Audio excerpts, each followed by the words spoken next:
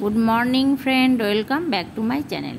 सकाल सकाल स्नान करे आगे पुजोटा दिए निलाम। এই 8:30 8টা থেকে 8:30 মতো বাজে। যাই হোক, পুজোটা দিয়ে নিলাম, নিয়ে তারপরে রান্নাঘরে যাব। আর আজকে একটা জায়গায় যাব, একটা ঘটনা তোমাদের সাথে শেয়ার করব। আমার অবস্থা দেখো, চ্যান হয়ে গেছে কিন্তু আমার। সকাল সকাল স্নান করে ঠাকুরে দিয়ে দিয়েছি। আর এই দেখো, এখানে বানাচ্ছি রুটি। সামনে ক্যামেরাটা করা, কেউ তো ক্যামেরা করে দেওয়ার নেই। রুটি বানাচ্ছি, তরকারিও হয়ে গেছে। রুটি চাটুর উপরে ফুলে উঠছে।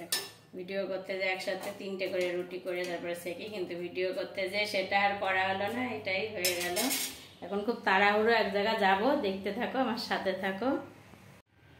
এই যে তরকারিও হয়ে গেছে, রুটিও হয়ে গেছে, এখন রেডি হব।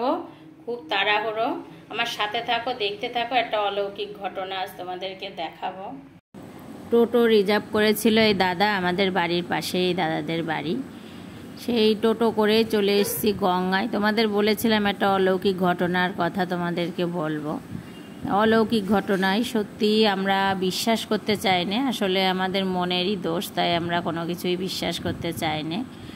পাথরের মূর্তি নিয়ে এসেছিল দাদা শখ করে, মানে শখ করে বলতে দাদার বাড়ি আগে অনেক আগে কালী পুজো হতো, তাই আবার নতুন করে কালী পুজো শুরু করলো। দাদা পাথরের মূর্তি নিয়ে এসেছিলো যে মা 12 মাসই থাকবে তার কাছে। তারপরে সেই মূর্তিতে তো পুজো করেছে দাদা, বেশ কয়েক মাস হলো। সেই পুজোর ভিডিও আমি দিয়েছিলাম ইউটিউবে, তোমরা হয়তো দেখেছ।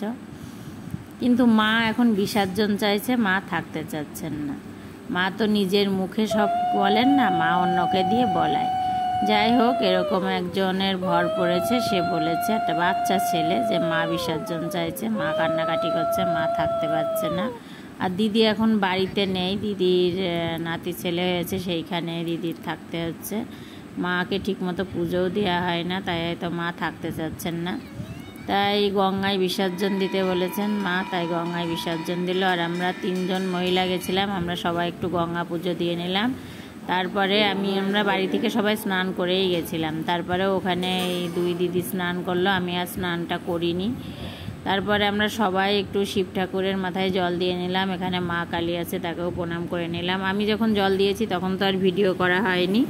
এরপরে বাড়িতে চলে আসলাম। আসার সময় মিষ্টির দোকান থেকে নিয়েছিলাম ছানার জিলেপি, আমার গপুকে দিয়েছি খেতে। তাই এর আগে রান্না করে নিয়েছি, রান্না করে স্নান করে গপুকে খেতে দিলাম। আর এই দেখো, মাংস রান্না করেছিলাম, আর সকালে তো তরকারিটা করেই রেখে গেছিলাম। এর থেকে বেশি কিছু আর করতে পারলাম না, তাই আমাদের খাওয়ার পরে ভিডিওটা করলাম, এটা রাতের জন্য রয়েছে।